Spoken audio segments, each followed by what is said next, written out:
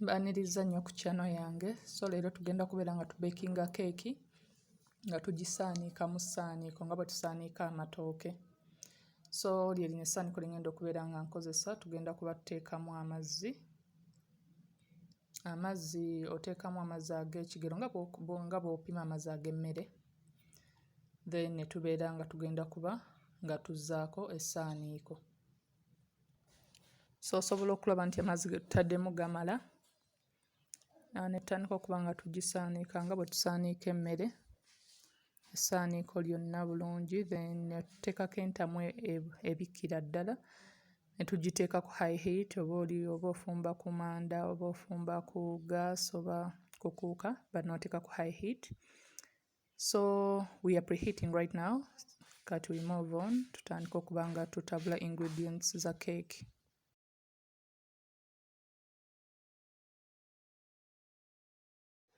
So for this cake, nina brown sugar, light brown sugar, 1 cup over 200 grams, but in the measuring them tablespoons, so they are 16 tablespoons. Ne 2 cups of flour. Then half teaspoon ground cardamom, ginger, ne cinnamon, spices. Icing sugar eri half a cup.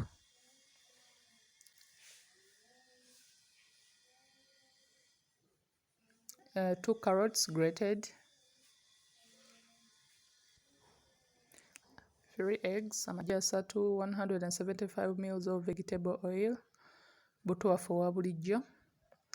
Ngenda kukozesa 1 teaspoon of vanilla extract, 2 teaspoons of baking powder, half teaspoon of salt and baking soda.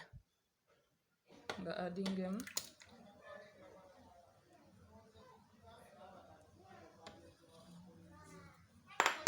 nkwate icing sugar, adding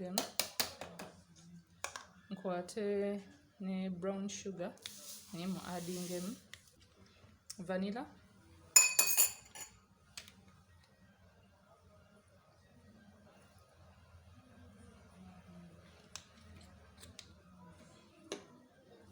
then bino byonna yenda kumakinga sure nti byetabudde bulungi. Osobola okubitabuza ne fooko but nagenza okulaba fooko endwisa, so nensalawo nembikuba mu food processor bisobole okubeera nga speed up the process, but osobola okuba nga obikozesa ne fooko oba anything else nebiblendinga bulungi.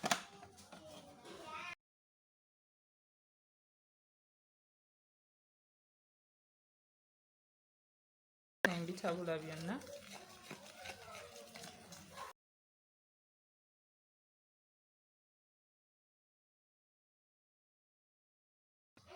Carrots,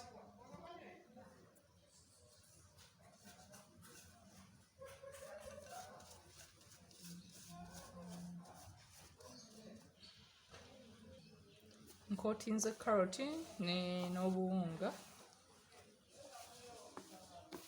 Kati ngenda kuba njiwamu dry ingredients oba wet mixture yaffe bye twamaze dda otabula.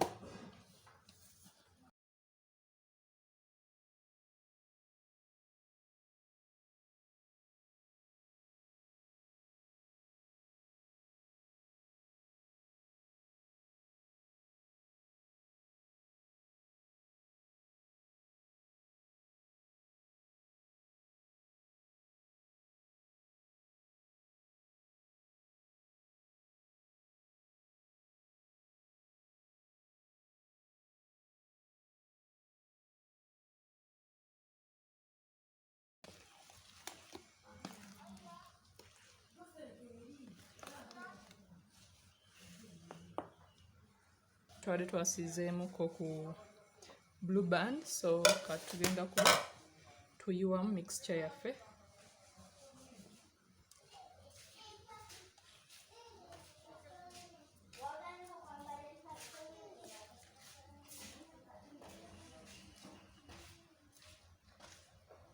So mixture yonna sigiyiyeemu, ngiyeemu ntono.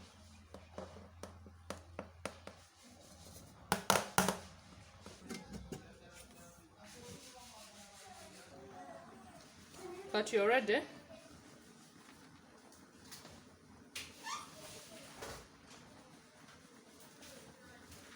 Saniko lyaffe libaddeko eriri, so tugenda kuba nga tulijjako.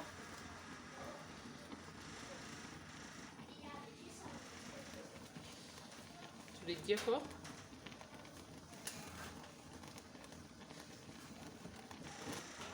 Laba engeri wetokota.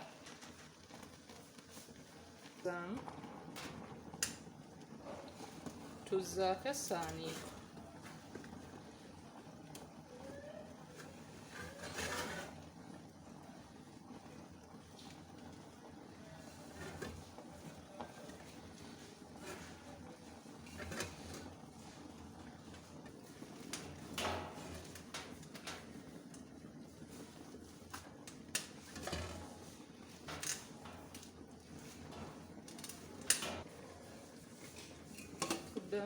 Tubikkako.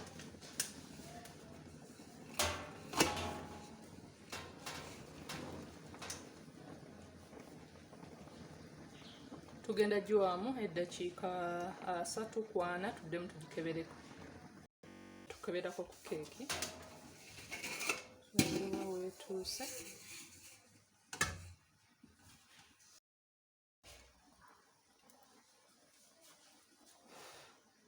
Ekyabulamu tugibikkeko.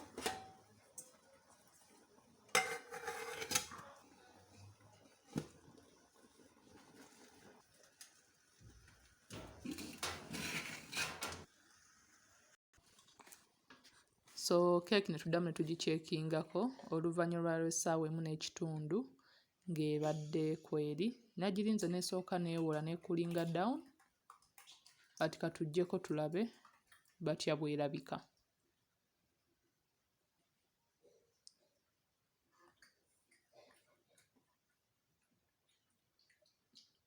Keeki yayidde bulungi. Olaba bw'eti bw'efaanana. Okakasa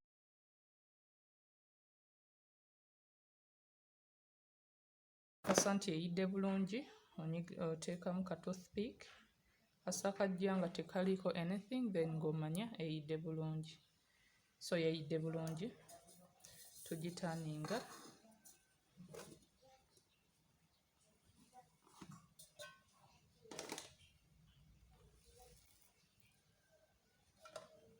Tubeera nga tugisalako. Kulaba batya bw'efaanana munda.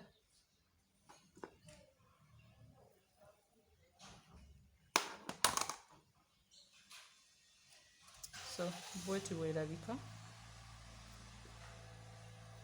Yayidde bulungi, yakaze bulungi.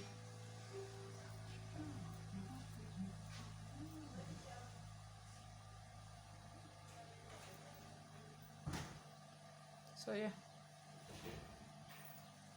Nga keeki yo gimaze. Thanks so much for watching. Please don't forget to like, subscribe, and share this video.